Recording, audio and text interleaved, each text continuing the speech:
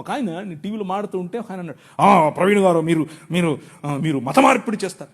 మేము ఎక్కడ మత మార్పిడి చేసామండి బాబు, ఏంటి ఏం లేదండి మీరు అవునా, నీకు ఇట్లా కాదులే, ఇంకొక రకంగా చెప్తా అని చెప్పి, సరే మీ పేరేంటి అంటే చెప్పాడు. ఆయన ఆబ్వియస్గా బ్రాహ్మణుడు, క్షత్రియుడు, వైశ్యుడు కాదు. అంటే ఎవరు, మీరు అర్థం చేసుకోండి, శూద్రుడో ఇంకెవరో ఉంటాడు. మీరు స్కూల్కి వెళ్ళారా అని అడిగాను.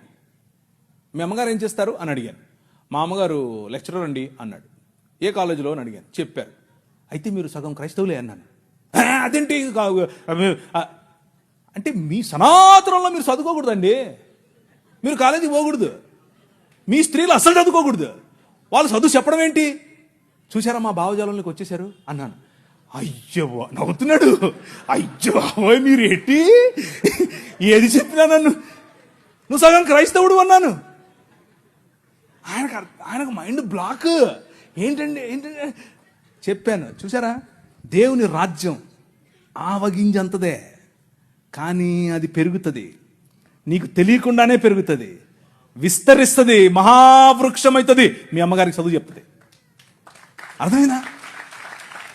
ఎలా కట్టాం, నీ రాజు ఎలా కట్టాడు. స్త్రీలకు చదువు, వాళ్ళు రొట్టెలు ఎత్తాలి, వాళ్ళు అన్నం వండాలి అని మాట్లాడుకుంటూ ఉంటే, వాళ్ళు షెడ్యూల్ వేసుకోవచ్చా వేసుకోకూడదా అంటే మగవాళ్ళు, పురుషులు, మనము స్త్రీలను పురుషులను పక్క పక్కన కూర్చోబెట్టి 200 సంవత్సరాల క్రితమే చదువు చెప్పాం. That is the Kingdom of God, దేవుని రాజ్యం. ఆ రాజ్య ప్రభావానికి తట్టుకోలేక, నిజమైన మనుష్యత్వాన్ని చూసి తట్టుకోలేక మతం గిలగిలగిల కొట్టేసుకుంటుంది. అదే జరుగుతుంది ఇప్పుడు.